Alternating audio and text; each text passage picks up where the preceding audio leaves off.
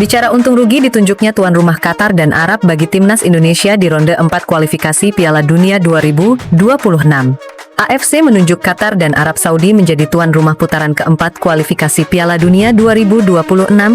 Rumor terpilihnya Qatar dan Arab Saudi sebagai tuan rumah putaran keempat kualifikasi Piala Dunia 2026 zona Asia telah berhembus sejak awal Juni 2025. Kabar itu pertama kali dihembuskan Asharq Al-Awsat, media Arab Saudi yang berbasis di London, Inggris.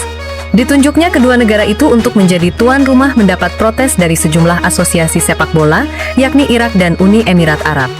Kedua negara itu, plus Indonesia dan Oman turut mengajukan diri sebagai tuan rumah putaran keempat kualifikasi Piala Dunia 2026. Namun, AFC tetap memilih Qatar dan Arab Saudi menjadi tuan rumah. Situasi itu pun menguntungkan Qatar dan Arab Saudi yang juga akan berlaga di putaran keempat. Netizen penuh curiga lantaran regulasi berubah-ubah. Aturan semula, tuan rumah adalah 2 tim terbaik di putaran ketiga. Kemudian berubah lagi, seluruh tim yang lolos bisa melakukan bidding. Nah, karena ini, Indonesia pun sudah mengajukan diri. Namun AFC mengubah lagi regulasi, yakni tuan rumah adalah 2 tim dengan rang FIFA tertinggi, yakni Qatar dan Arab Saudi.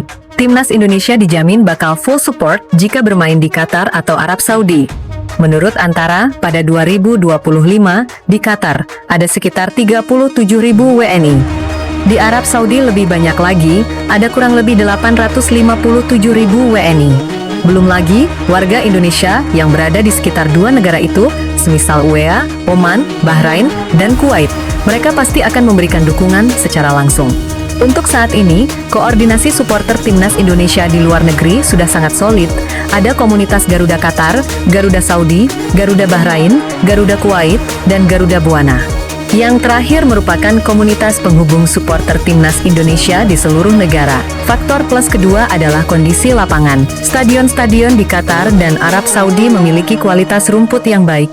Timnas Indonesia sudah berkali-kali bermain di Qatar, dari Piala Asia U23 hingga senior. Permainan skuad Garuda di Qatar cenderung lebih mengalir karena ditunjang dengan kualitas lapangan yang oke. Begitu juga saat bertanding di Kanak Arab Saudi. Saat bermain di King Abdullah Sport City Stadium Jeddah, aliran bola pemain timnas Indonesia lebih baik ketimbang di SUGBK. Sisi kerugian adalah masalah fair play. Inilah yang menjadi kekhawatiran terbesar, non-teknis. Dari sisi fair play, timnas Indonesia bisa saja dirugikan dengan kepemimpinan wasit yang berat sebelah. Bukan apa-apa, skuad Garuda sudah sering kali merasa dikecewakan oleh faktor-faktor tersebut ketika bertanding melawan tim Timur Tengah. Federasi Sepak Bola Irak juga menyoroti faktor ini. Namun apa boleh buat nasi sudah jadi bubur. Arab dan Qatar sudah ditunjuk tuan rumah.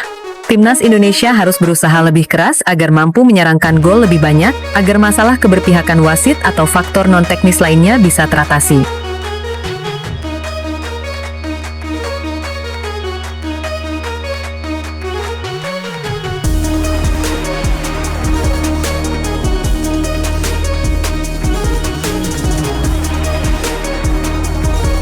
Timnas Indonesia berpotensi bakal dirugikan oleh jadwal saat tampil di ronde keempat kualifikasi Piala Dunia 2026 zona Asia. Timnas Indonesia lolos ke ronde keempat usai finish sebagai peringkat keempat grup C. Tim asuhan Patrick Kluivert mengoleksi 12 poin dari 10 laga. Merah Putih harus bersaing dengan 5 negara lainnya demi 2 tiket otomatis.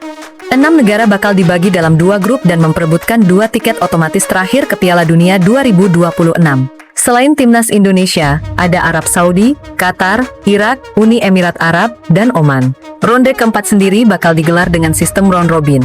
3 matchday ronde keempat bakal digelar pada 8, 11, dan 14 Oktober 2025. Timnas Indonesia jadi satu-satunya tim di luar 100 besar peringkat FIFA yang akan tampil di ronde keempat. Berdasarkan rancangan awal jadwal dari AFC, kondisi tersebut berpotensi merugikan timnas Indonesia.